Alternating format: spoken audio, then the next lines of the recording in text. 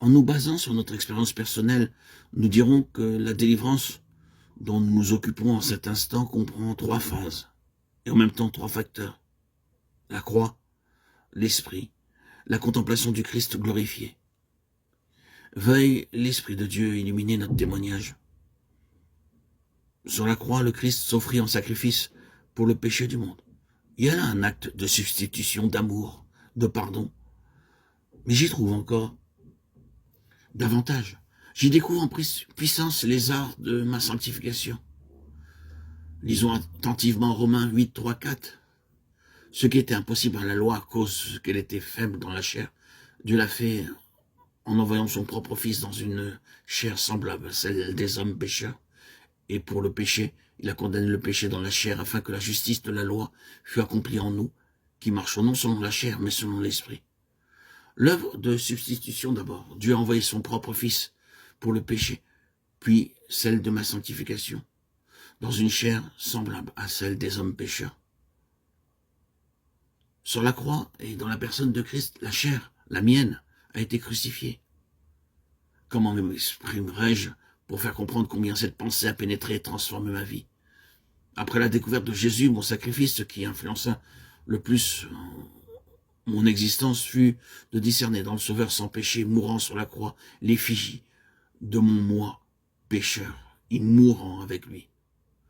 Voici à peu près ce que furent mes pensées, pour autant que je puisse rendre la profonde impression reçue alors. Dieu a cloué au bois la ressemblance de mon moi pécheur. La croix est symbole de dégradation, d'infamie, maudit et quiconque est pendu au bois. Si Dieu a passé un décret de malédiction sur une chair semblable à la mienne, bien qu'elle fût sans péché, combien plus doit-il lui sembler ô Dieu que je chérisse ce moi pécheur, que je le développe et en fasse le centre de ma vie. Oh, croix bénie, au pied de la croix de mon Sauveur, je compris que Christ et moi, nous sommes un. En lui, je suis pendu au bois.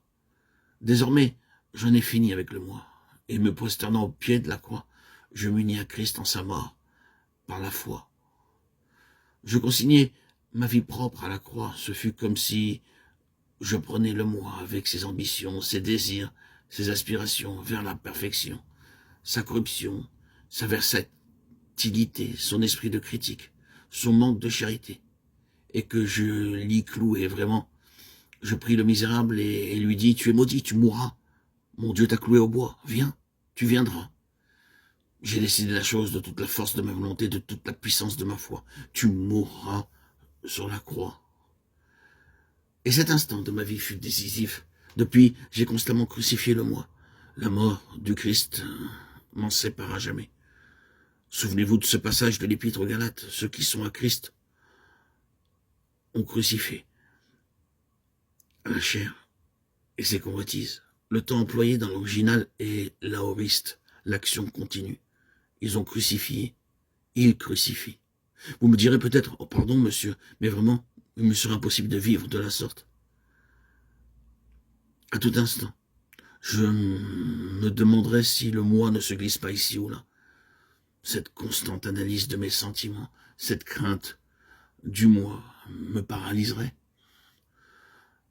Ce que vous dites est loin d'être simple.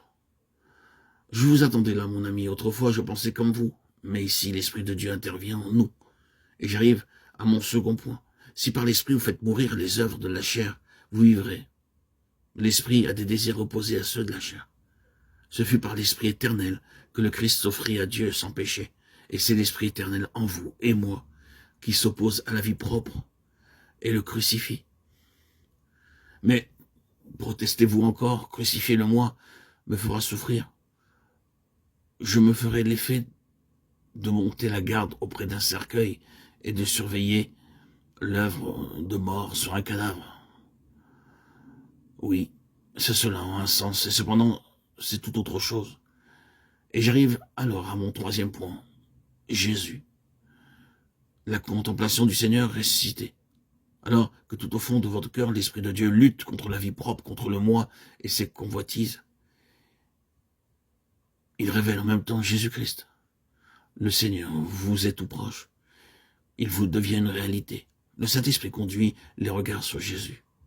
de sorte que vous ne pensez pas à l'esprit, et c'est à peine si vous pensez au moi, mais votre cœur, votre pensée sont remplis du Seigneur. Oh, mes amis, pardonnez-moi d'exprimer de façon si imparfaite le plus sublime des mystères. Mais je prie que le Saint-Esprit vous révèle ce que c'est que d'avoir comme centre et comme source de vie Jésus. Jusque-là, le centre, le mobile, le principe directeur, ça avait été le moi. Qu'il soit maudit, ce moi, qu'il soit crucifié, ce malfaiteur, ce Barabbas. À l'inverse de ceux qui demandaient à Hérode l'élargissement de Barabbas, nous disons à mort le malfaiteur, à mort le moi, et que vive le Christ. Non pas Barabbas, non plus moi, mais Christ. Que le Seigneur illumine ses pensées dans vos cœurs pour l'amour de son nom. Extrait du livre du pasteur Meir.